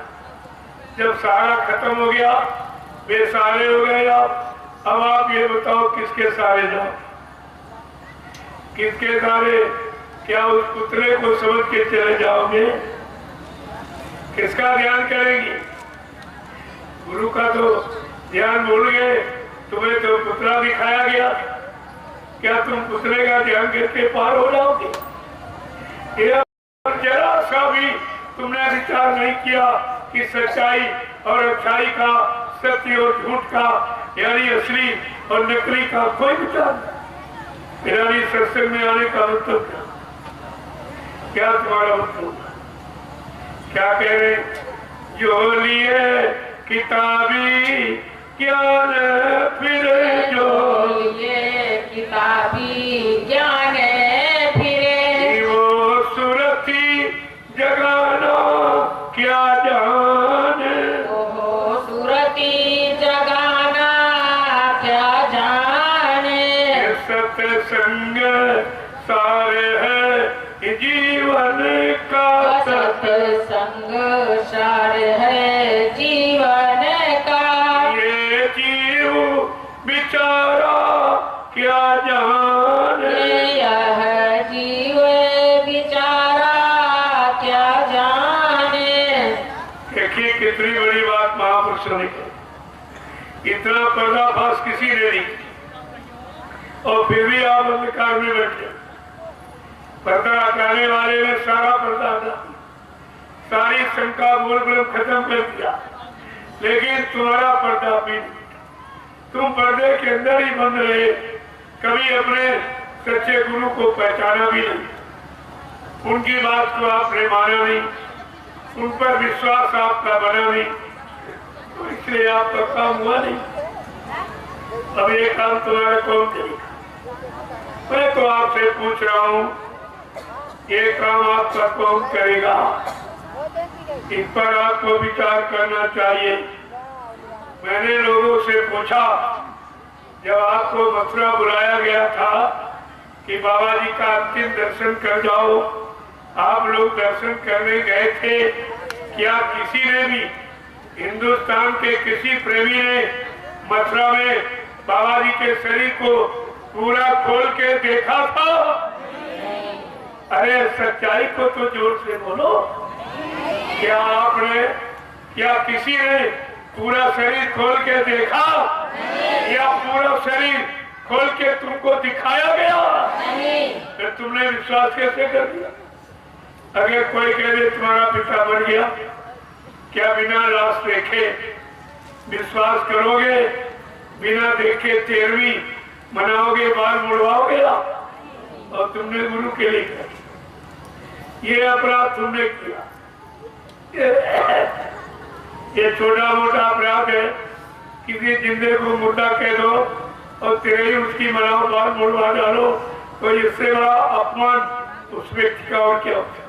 तुमने तो अनामी महाप्रभु का अपमान किया, ये सजा कौन माफ कर। इस पर आपको विचार करना चाहिए था, लेकिन आपने तो कोई विचार। मैंने लोगों से पूछा कि पोस्टमार्टम करवाया गया, कहते नहीं। तुमने फिर आपने कैसे, फिर आपने जान कैसे दिया। आपको पोस्टमार्टम करवानी थी, करवाई जाती है, ये नियम है। क्या पोस्टमार्टम करवाया गया? कहते नहीं। हमने, अगर शरीर होता तो होता, और पुतले का क्या होता, उसका कौन सा पोस्टमार्टम। दूसरी बात, हमने कहा जब जलाया गया, जो राख का जब परीक्षण किया गया, वो राख किसकी निकली, क्या तुम्हें बताया गया? डॉक्टर ने कहा ये तो चंदन की लकड़ी की राख, ये मनुष्य की राख नहीं है। उसमें भी आपने नहीं समझा ये क्या हुआ, ये क्या किया गया। मैंने एक एक बात एकदम स्पष्ट खोल के रखी। अभी आंखें बंद हो तो बंद किए रहो, कान बंद है तो बंद किए रहो, बुद्धि बंद करती मत सोचो।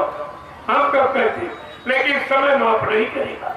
मनुष्य बलि नहीं होते हैं, समय होत बलवान, और फिल्लन लूटी गोद का वही अर्जुन बात। समय किसी को माफ नहीं करेगा। फिर ये तो अनामी महाप्रभु का राज है, इसे कौन छिपा देगा? किसकी ताकत है छिपाने की? सत्य कभी न छिपता है न पराजित होता है। इसको हमेशा आपको ध्यान में रखना चाहिए। जय